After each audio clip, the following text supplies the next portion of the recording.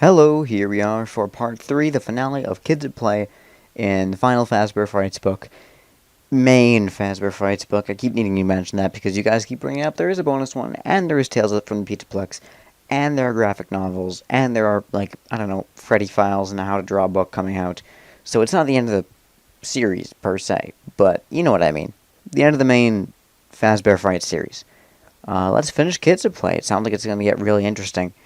This kid that our main protagonist, whose name I keep forgetting, the kid who we ran over with his car, turns out to be someone that his dad knows very well, and now they are joining the search to find this kid, and who knows where it'll go from here. Let's go.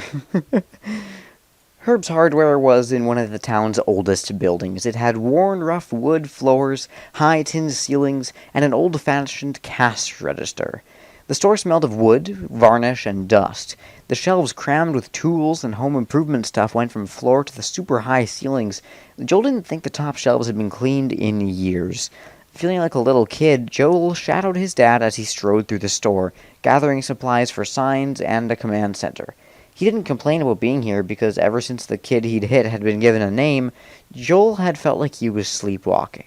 Or, no, it was more like he wasn't in control of his own body. Part of him wanted to be a million miles away, not giving a crap about what was going on, and part of him wanted to go back to that ditch and see if Caleb, was still alive. Because he couldn't bring himself to do either of those things, he was just numbly following his dad around. "Get a bundle of those steaks," Joel's dad said, pointing. Joel blinked and turned toward a shelf full of packaged wooden steaks as his dad went around the end of an aisle. Joel lifted a bundle and started to follow his dad again. A clicking sound stopped him. It was soft ticking, like plastic tapping on wood, and it was coming from behind him. Joel whirled. Nothing was there. He looked left and right and then down the aisle all the way to the picture window at the front of the store. Something small and yellow caught his eye through the window. He sucked in his breath. Was that a... He took a couple steps toward the window, squinting. It was. A Kids at Play plastic figure was sitting outside the hardware store right by the window. It was positioned so it looked like one of its black eyes was looking through the window, watching Joel. Joel took a step back and thought hard. Had that been out front when he and his dad had gotten here? He remembered seeing a row of rakes and wheelbarrows. Had there been a plastic Kids at Play figure too? He shook his head. He didn't think so. From behind him, the ticking sound started again. It sounded like small footsteps made by plastic shoes or plastic feet. Joel held his breath and turned. Nothing. Clutching the bundle of steaks, Joel hurried down the aisle to the back of the store. There, he turned left and headed into the hardware store's annex, an old add-on that contained work clothes, boots, gloves, overalls, and hats. He tried to tell himself that he was imagining things, but then he heard the clicking again. The thing he was hearing was following him. This time, Joel didn't even turn to look. He just took off again. He strode out of the annex and into the back of the store, ducking this way and that, around baskets of plumbing parts, lighting displays, and rows of power tools. Everywhere he went, he heard that faint, plasticky clicking following him. He had to get out of here. Joel made a turn to go back toward the front of the store. Head down, hugging the bundle of steaks like it was a teddy bear, he stepped forward and ran right into his dad.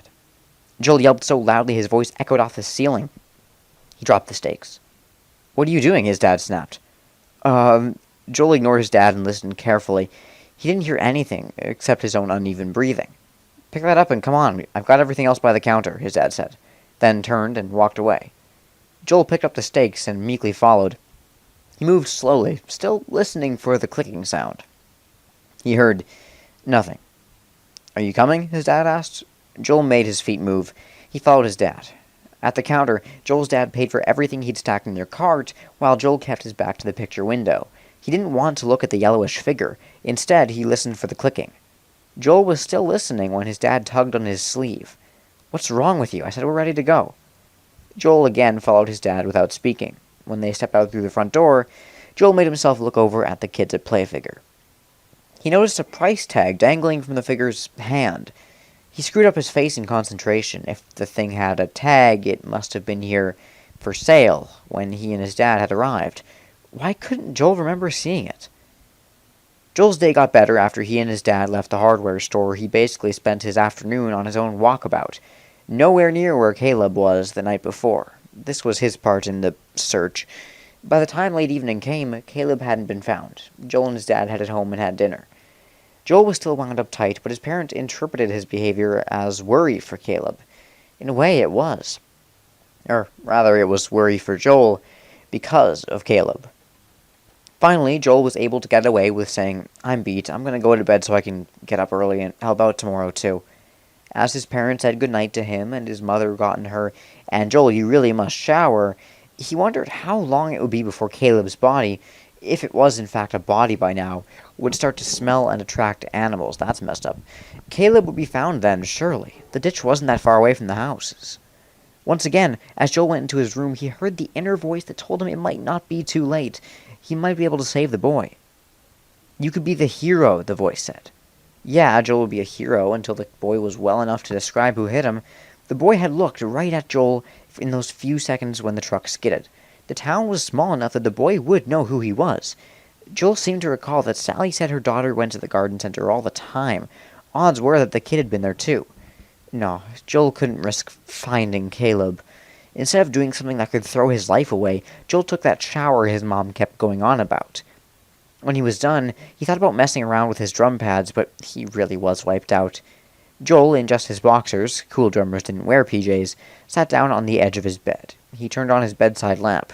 It immediately illuminated something that shouldn't have been there. He gasped and jumped up. What the hell? Joel gawked at the little yellow figurine that stood next to his digital alarm clock, propped up against the base of the lamp. It was the figurine from the Fazcrunch box.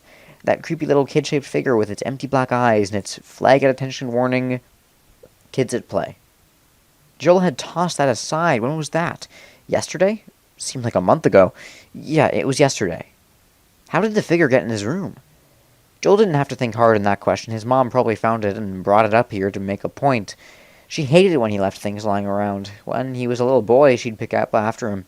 When he got into high school, though, she just started putting his stuff in a bin in the garage. He'd have to go out there and dig through the pile to find things like his softball glove, his rollerblades, his sunglasses, his earbuds. Wait a minute, yeah, she usually puts his stuff in the garage. She never brings it up to his room. So why would she have brought this up? Maybe his dad did it? Whatever, it didn't matter how it got here. Joel reached up and snatched the figurine. As he stared at it, his muscles tensed, and suddenly it felt like an ice cube was skittering down his spine. He shivered. All the Kids at Play figures he'd seen today, that weird plastic clicking sound in the hardware store, and now this, it felt like he was being haunted by his conscience. Do the right thing, it was telling him. Go back and save the kid. Save Caleb. Joel closed his hand over the figurine. He held it so tight that its edges cut into his palm.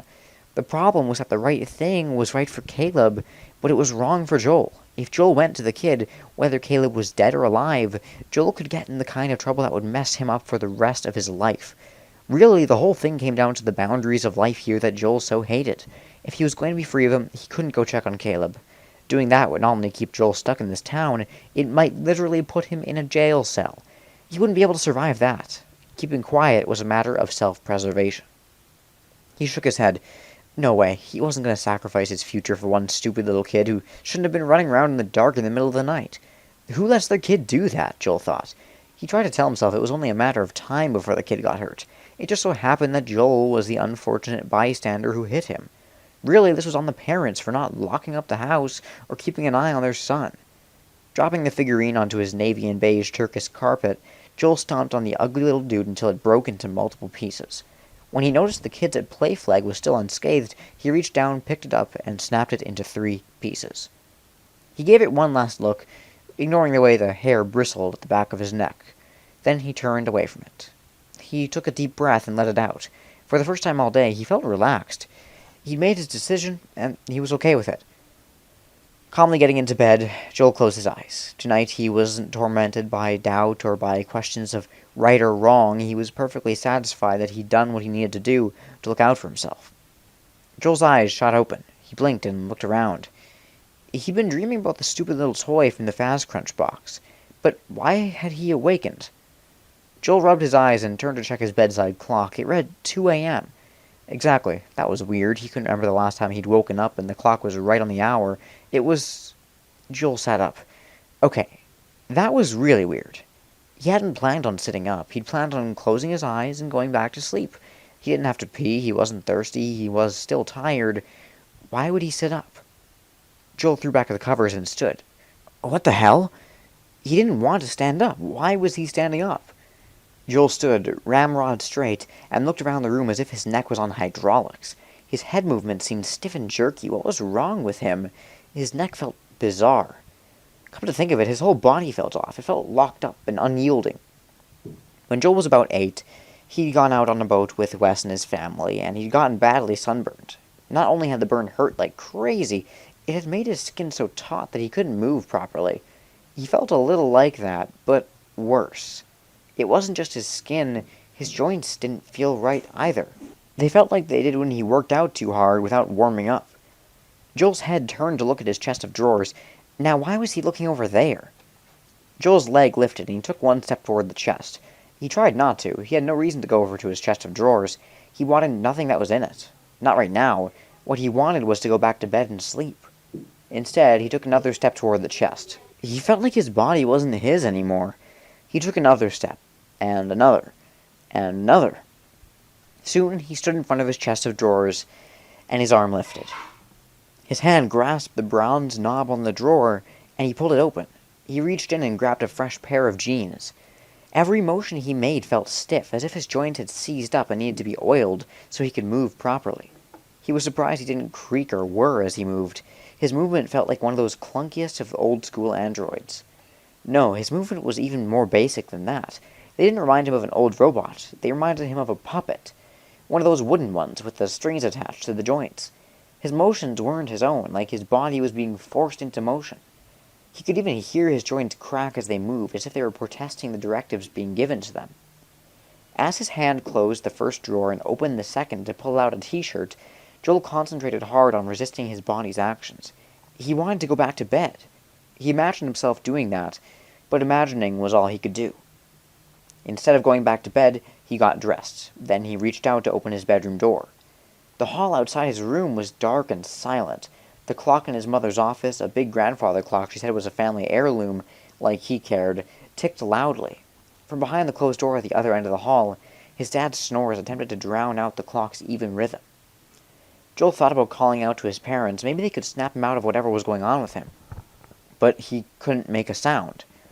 He walked, stiff-legged, down the hall to the top of the stairs. He then began a descent so awkward that several times he thought he was going to topple forward and fall, end over end, down the stairs. It wasn't that his body was moving wrong. It was just that it was in such a state of resistance, his own body's will versus that of some outside force he didn't understand, that he was totally off balance. Somehow he reached the base of the steps. At this point his body turned and felt itself pointing toward the kitchen. It made its way to the back door. There, using an arm that felt like a stone appendage, he brought up his hand to grab the knob.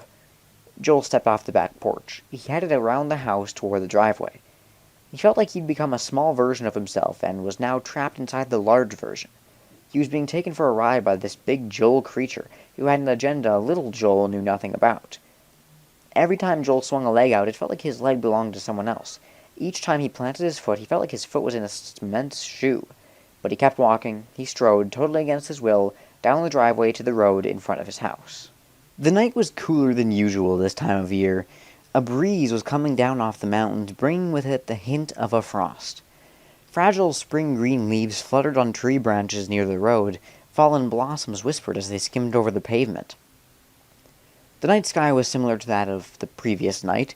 Stars twinkled above like all was right with the world, and an ever so slightly thicker wedge of moon sent pale rays of white light down to illuminate the cement in front of Joel. Even with the warm yellow glows reaching out from porch lights and lampposts in the yards along the street, he'd have been able to see just fine. Not that it mattered what he was seeing. Joel was pretty sure that even if he'd gone totally blind, he'd be moving along the streets without a problem. He wasn't the one calling the shots, so why did he need to see anything? His legs pivoted sluggishly at his hips, their rigid extensions lifting ahead of him like horizontal pistons. Joel headed down the street. After just a few steps like this, the creaking he'd thought he should hear when he was in his room actually began. Every time his leg raised out ahead of him, his joints rasped and groaned. It sounded like his joints were rusting. He'd heard lesser creaks from ancient oxidized gate hardware. The garden center had a gate with hinges like that. The sound they made was straight out of a horror movie. Kind of like a... I'm not making that sound. Creak. You're welcome. That's the way Joel's joints sounded as he walked. But it wasn't the way his body sounded that concerned him. It was the way it felt. Leaving aside the terrifying fact that he was no longer in control of his own movements, his body was starting to feel like as unyielding as the granite up in the mountains that overlooked the town. Unfortunately, though, it didn't feel as strong as the granite. It felt, well, fragile. He felt like instead of being made of rock or even wood, he was made of some kind of hard plastic, and he felt like he was fragmenting, disconnecting from himself. Joel didn't know how long he'd been walking because looking at his watch wasn't something his body wanted to do. However, given that he was now leaving his neighborhood, he guessed he'd been on this hijacked journey for at least 10 minutes. During what length of time he'd been out here, though, he noticed his body was starting to feel strained, as if it was reaching some sort of breaking point. He was starting to hear cracks interspersed with the creaks in his movement. Were his bones fracturing? He wasn't in horrible pain or anything. He just felt wrong. He no longer felt like him, like a human. He was feeling more and more like a thing. He was also feeling more and more panicked. The panic rose as it became clear where his body was taking him. Can we guess? Can we guess? It's Glenwood Fields, obviously. When Big Joel had gotten to the turn out of his neighborhood, he veered left on the cut-over road that led to Glenwood Fields. Yep. Joel was heading back to where Caleb, or where Caleb's lifeless body, lay in a ditch. Joel screamed in his mind. His mouth could no longer make sounds. It couldn't even open. It felt like it had been welded shut. And it was just one of the systems in Joel's body that was shutting down.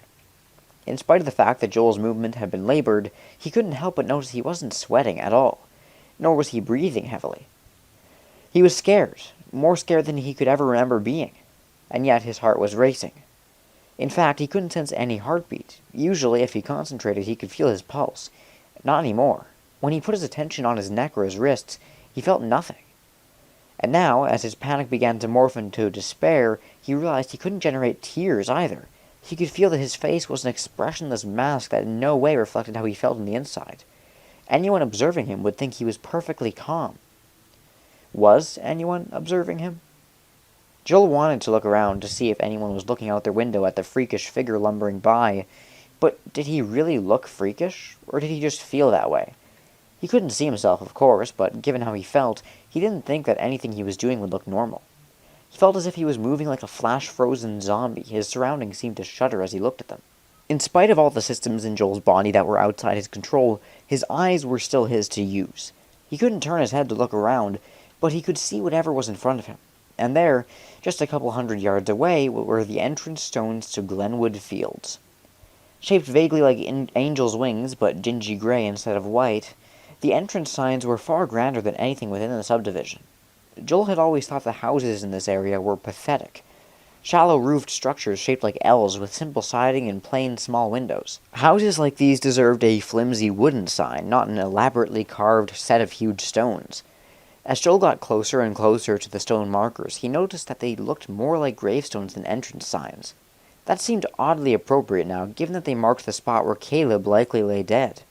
Joel's mind offered up an image of a child's dead body, its face waxen, its eyeballs eaten by scavengers. As soon as this horrific visual flashed through his brain, his thoughts screamed just as he would have if he'd seen something like that in real life. Was he about to see something like that? His feet, which he could no longer feel, were crunching through the gravel on the shoulder of the road by Glenwood Fields' entrance. He was no more than a couple yards from where the kid had been standing in the road when Joel had hit him. If Joel could have turned and taken 2 or 3 steps to his left, he would have been able to reach the edge of the ditch. He might have been able to look down the steep embankment to see whatever was lying in the narrow, rocky bottom of the ditch. He would have been able to see for himself, finally, whether Caleb was dead. But Joel couldn't turn, and he couldn't go anywhere he wasn't being compelled to go. He was not much different than a toy figurine at this point, subject to the whims of whoever or whatever wanted to position him. And apparently, this was the spot. Joel stopped moving. For several seconds, Joel was still. He could tell that he was off the pavement, right where he'd hit Caleb. He could even see the black snake-like track of his skin marks on the gray street. Joel wondered if this was it. Would he be released now that he'd been brought to this point? Had the whole purpose of this body snatching been to get him where he'd refused to go? Joel didn't get much of a chance to ponder this question before the answer revealed itself. No, this was not it. His ordeal was not over. In fact, it was about to get much, much worse.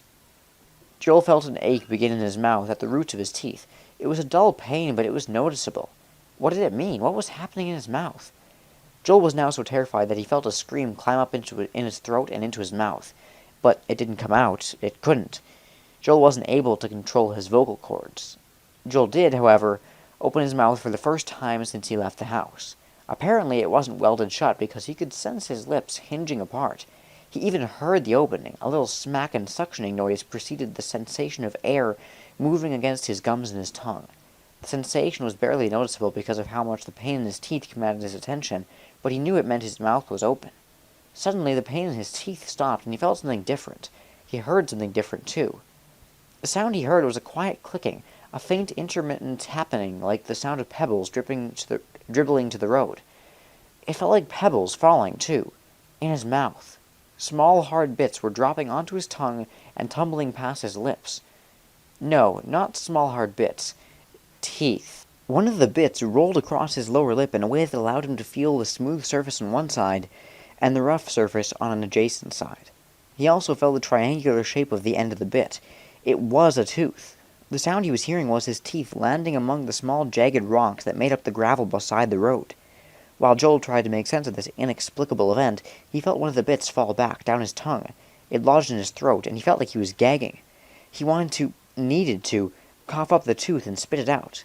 But he couldn't control his neck muscles any more than he could control any other part of his body. All he could do was imagine himself choking to death while the tooth stuck to his throat. Crazed with disbelief, Joel's inner voice shrieked and shrieked, but his inner voice had no volume. No one could hear him because he made no sound. Are you saying he has no mouth, but he must scream? Okay, not exactly. His sight, his hearing, and his ability to feel pain were the only things Joel had left. He was pathetically grateful for these small gifts, until his eyes showed him what was happening next. A tuft of black hair fluttered out in front of Joel's vision. It got caught on a current in the night's breeze, and it wafted away. Another tuft followed the first, then a third, then a fourth. Then chunks of hair started dropping in front of his eyes. He felt more hunks slip down the back of his neck. Joel's hair was falling out. His silent shrieks turned into wails. Joel's consciousness, trapped within his traitorous body, could do nothing with the outrage and despair that strangled him from within. Every reaction he was having to the unspeakable things happening to him being consumed by the black void of whatever controlled him. Make it stop, Joel thought. He didn't know who he was addressing. It was a universal appeal, a weak command from a peon in a universe that didn't care. Joel didn't want to see any more. He couldn't take watching another piece of who he thought he was falling away. Perhaps because he literally couldn't withstand the trauma of seeing anything else, his wish was granted. Joel's eyes dropped out of his head. He actually felt them disconnect and roll down his cheeks. As soon as his eyes left his body, he went blind. As horrifying as this was, at least Joel didn't have to watch his eyeballs drop to the gravel beneath his feet. He didn't have to see a sharp point of basalt puncture one of the brown irises. He did hear it, though. His ears ever so helpfully delivered to him the sickening splat of his eyes reaching the ground. His ears were also still doing their duty when Joel's fingers fell away from his hands. He heard his fingers clattered onto the ground like sticks hitting rocks. Before he could even begin to process his inconceivable mutilation, his hands disconnected from his arms. It felt like wires wrapped around the tendons and tore his hands from his wrists. He heard what was left of his hands land beneath him. The sound was a crunchy thwack, similar to what he heard once when he accidentally dropped his empty orange juice glass in his Faz Crunch cereal. For a second, Joel was nauseated by the sound. But only for a second. He didn't have time to linger for long over the sound of his hands hitting the ground, because his awareness was immediately yanked to a new form of suffering. Now he could feel something was pushing its way out through his empty eye sockets. It felt like some pulsing form was being pumped through the opening, something like a balloon or a ball being inflated. He could feel the pressure around the space where his eyes used to be. The pressure built and built until he could sense whatever had been inflated was protruding out over his cheekbones. Once again, he didn't have long to think about this new abomination, because the following one started immediately. The next thing to terrorize him was his skin. He felt his skin beginning to snap apart and slip from his body. The sensation was similar to what he'd felt when sunburned skin started to peel, but it was much stronger than that, because it wasn't just the top layer of skin that was unraveling from him, it was every layer. His skin was flaying away from his muscles and his tendons.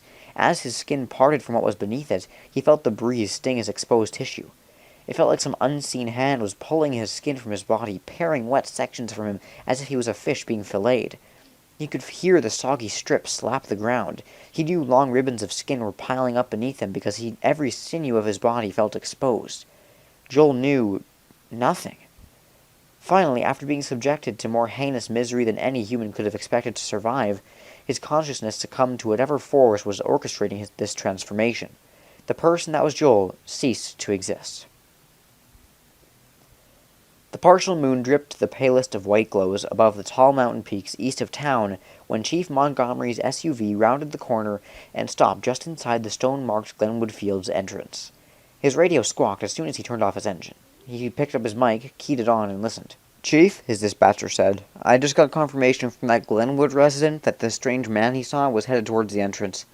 "That's where I am," the chief responded. "I'll check it out." He put the mic back into its holder and got out of his SUV. The angle at which the moon brushed the mountain range told the chief it was about 3 a.m. or so. Night still wrapped its blanket around the town.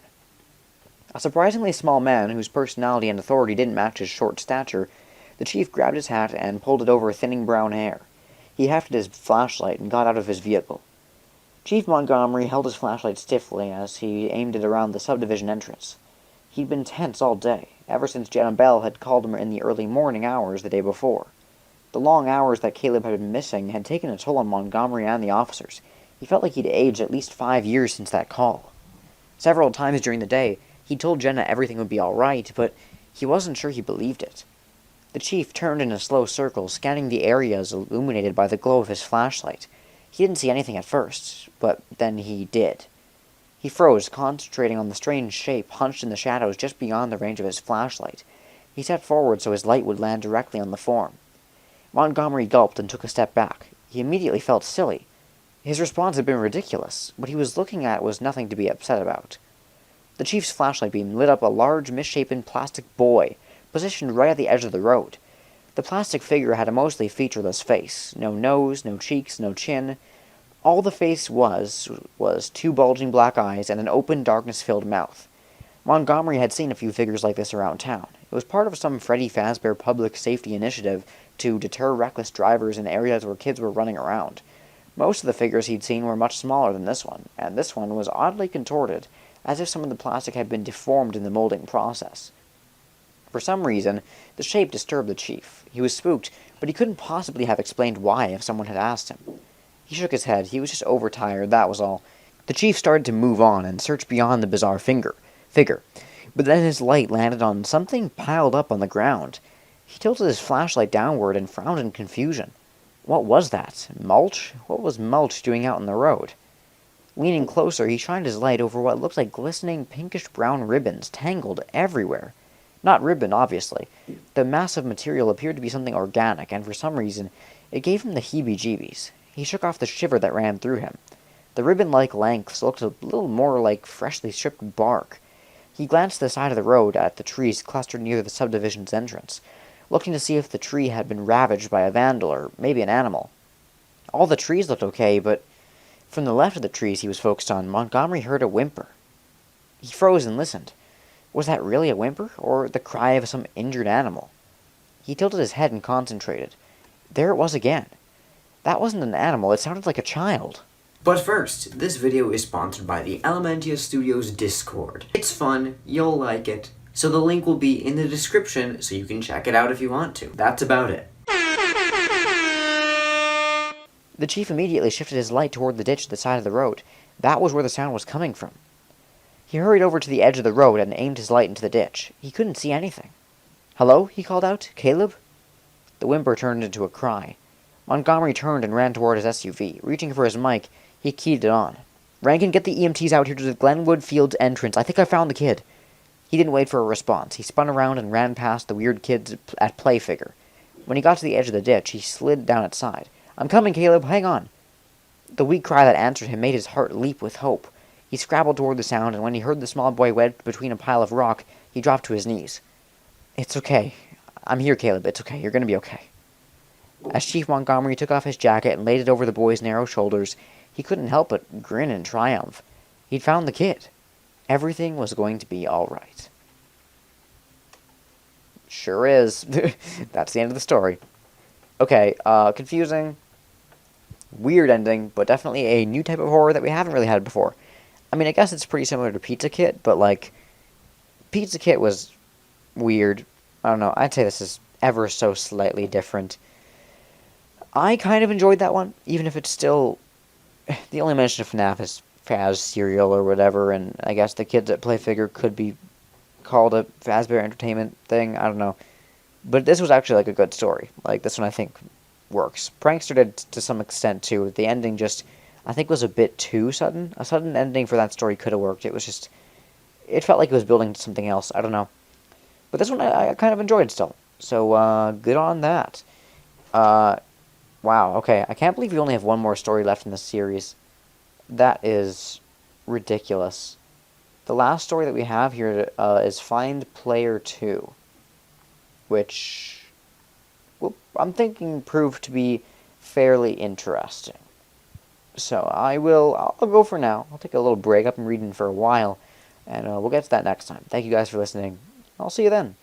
Bye-bye.